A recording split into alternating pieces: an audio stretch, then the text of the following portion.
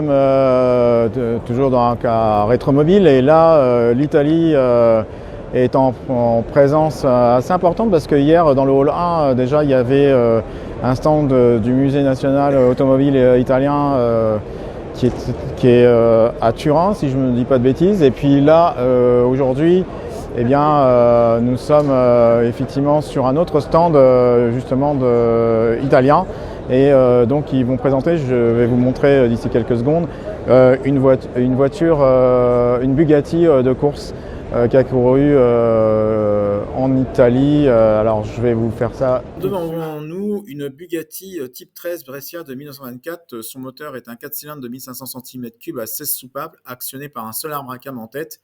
Un moteur conçu pour la course et qui développait environ 40 chevaux, 4 cylindres, 4 vitesses et une marche arrière. Donc le poids à vide de la voiture était de 610 kg. En fait, cette Bugatti est appelée Bugatti Brescia du nom du premier circuit automobile en Italie, sur le circuit de Brescia. Et Bugatti est entré dans la légende en s'emparant des 4 premières places. Voilà, bienvenue sur Vendée Vintage TV Show. Et bien ce matin, je suis avec nos amis italiens de Brescia. Voilà, Brescia. Bonjour madame. Bonjour. Alors, racontez-nous l'histoire de Brescia, du circuit, parce que c'est une histoire que nous, Français, on ne connaît pas forcément. Alors, nous sommes un club italien, il s'appelle HRC, Oui. Fascia d'Oro, et nous sommes à Montichiari, qui est au milieu entre Venise et Milan. D'accord. Donc, c'est au milieu presque du lac de Garda. D'accord. Et nous sommes un club et nous avons organisé l'anniversaire du premier circuit Grand Prix italien qui a été couru à Montichiari dans le 1921.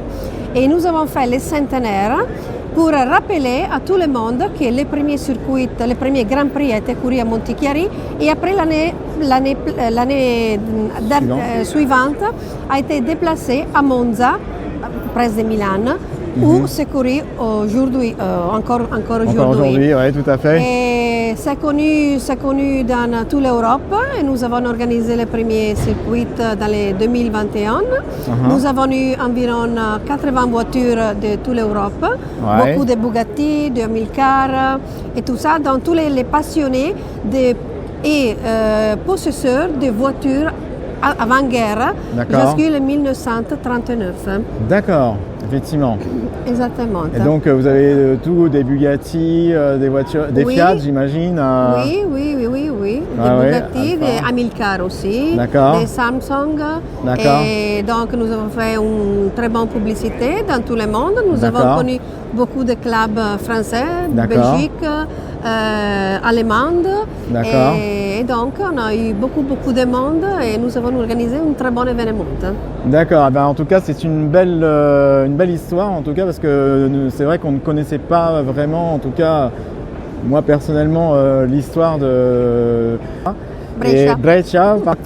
Et une chose importante, l'anniversaire que nous avons fait dans le 2021, une amie qui habite près de Montichiari, que tout le monde connaît, René Arnoux, je pense que c'est un nom que tout le monde connaît. Il a participé à notre événement et il a roulé sur la Ballot, qui c'est la voiture qu'il a gagné les premiers circuits dans les 1921. Et c'est un de nos amis, il a participé à beaucoup de nos événements, il nous fait très bonne publicité, c'est une personne vraiment agréable et nous sommes très contents d'avoir cet ami. C'est un grand pilote des années 80 et franchement est talentueux et opiniâtre, donc quand on le voyait sur les circuits. Eh bien, merci beaucoup de votre accueil en tout cas. Grazie mille. Merci beaucoup et j'espère que tout le monde il vient à connaître les Montichiari. Parce que j'ai eu un accueil fantastique. Ils nous ont raconté une très très belle histoire sur ce circuit qui a été le premier circuit de course en Italie et puis ensuite on sait que c'est Monza qui a pris la relève Donc voilà, un superbe accueil, je n'oublierai pas. Voilà, j'ai eu,